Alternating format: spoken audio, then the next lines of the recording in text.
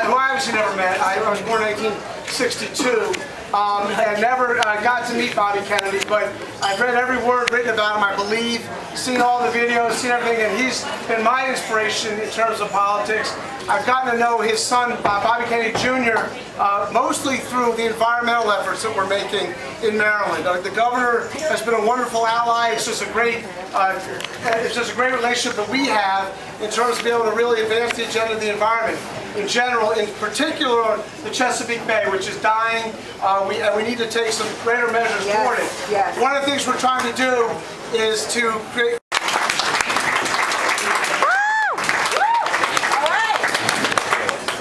I'm going to stand up in this chair. I guess I stole a mic, but I used to have a very powerful voice. I got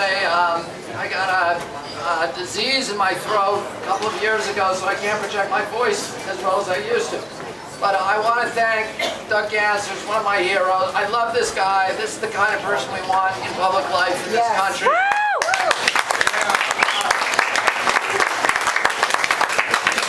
If you make a point to him, even if there's that something's the right thing to do, even if there's gigantic political costs associated with it, he's going to do it anyway. He drives her convertible. She drove her convertible up and to the front of the party to get out. She doesn't want to walk. She's got two steel hips, so she parks right out in front instead of parking in the lot. Then she got out of her car, and Doug knows her, but she didn't really recognize him, and he came towards her to shake her hand. She gave him his keys. And I went to Czechoslovakia and Poland and France and England and Greece and Germany. And everywhere that we went, we were met by vast crowds of people, hundreds of thousands of people who came out onto the street because they wanted to be near an American politician. And this was not just because my father's brother had been martyred 3 years before. The same thing happened to Dwight Eisenhower when he went to Tehran and Kabul. 1 million Muslim people met him at the airport and lined every street that he traveled on while he was in those countries, waving tiny little American flags. We were the most beloved nation on the face of the earth.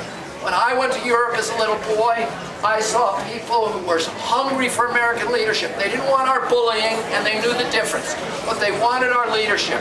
They were starved for our moral authority. They proudly named their streets after our presidents: Washington, Jefferson, Lincoln, Roosevelt, and Kennedy. And I remember the day after 9/11, when the headline on the biggest newspaper in France, Le Monde, was "We're all Americans now." And for 3 weeks after 9/11, in Tehran, Muslim people came out onto the streets and lit tiny candles in spontaneous candlelight vigils to show their love, their sympathy, their solidarity with the United States of America. We were the most beloved nation on the face of the earth, in the history of the world. It took 230 years of disciplined, restrained, and visionary leadership by Republican and Democratic presidents to build up those vast reservoirs of love for our country. And in 7 short years, through monumental arrogance and incompetence, these people in the White House have drained those reservoirs dry. And that, to me, today we are the most feared nation on the face of the earth. And anybody who tells you that it's good for our national security, when, as a recent poll showed, European youth admire Osama bin Laden as much as they do the President of the United States.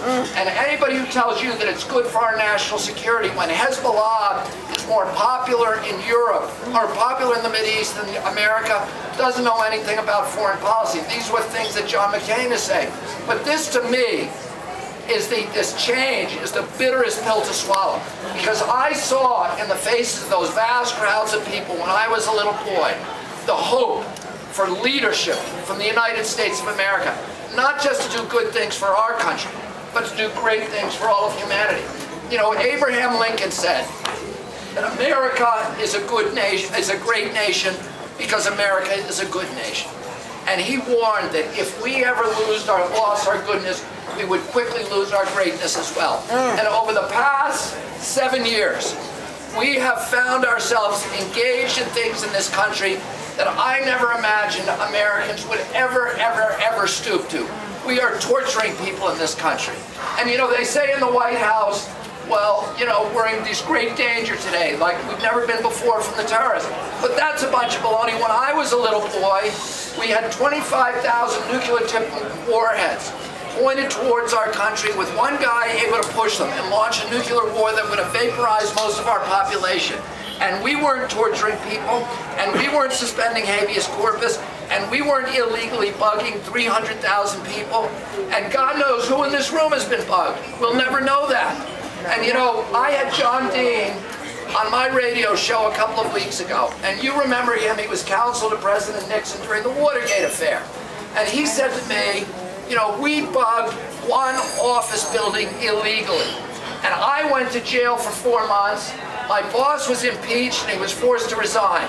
He said, these guys have bugged 300,000 people illegally. Where are the impeachments? Where are the convictions? Where are the jail sentences? George Washington was asked by some of his generals to torture a British prisoner who had strategic information that was critical. And he said to them, he said to his generals, I would rather lose the war than engage in that, because he said this is the first country in the history of the world that is based upon an ideal. And that idea is the idea of human dignity, of justice, and democracy. And I'd rather lose the war to England than to mistreat people like that. And he developed standards for treating POWs that were the first in history. And the Hessian troops that he captured at Trenton on New Year's Eve were so astounded by the good treatment that they had received from their American captors. And after 3 weeks in captivity, they agreed to walk unguarded all the way to POW camps in Western Pennsylvania. Not a single one escaped. During the Civil War, Abraham Lincoln was asked by his generals to torture Confederates. At a time when Confederates were torturing Union soldiers at Andersonville and killing them. And he said no, and he was so horrified by the idea that he created a committee to develop standards for the fair treatment of POWs, and that document 80 years later became the Geneva Convention. Wow. During World War II, Dwight Eisenhower, when the Nazis were torturing our POWs, Dwight Eisenhower was asked about torturing German prisoners, and he said absolutely not. And Germans during World War II, German soldiers, surrendered by the thousands to American soldiers because they had been told by their fathers who fought in World War I, always surrender to an American because Americans don't torture people. Now this is an administration that claims to be an administration of values, but they have no idea what values mean to our country. Take your time. And you know, they think the one value that they consider worth fighting for is corporate profit taking. They say they're conservatives, but they have torn the conserve out of conservatism. Yes, they did. They say Yes, they they like did. free markets, but they despise free market capitalism. What they like is capitalism for a ruthless, savage capitalism for the poor. Take your time. And socialism Take your for the time. rich. You know, corporate crony capitalism that benefits their friends and their paymasters, while the rest of us suffer. They say they like local control and states' rights, you know those words, but they only like those things when it means sweeping away the federal barriers to corporate profit taking at the federal level. And they say they love Christianity, but they have violated every one of the manifold mandates of the Christian faith. Yes, that they we did. care for the Yes, they did. active stewards of nature. Oh my God. And you know what? Those of us who understand what it is that makes this country great have to, and all they know is that what they think about what makes America great is it's a place where people become wealthy people and increase the size of their piles, and whoever dies with the most stuff wins. But we know there's more to America than that. This country is an exemplary nation, and it always has been till they came along and took it away from us. And it's time now for us to elect a man who understands more than any other.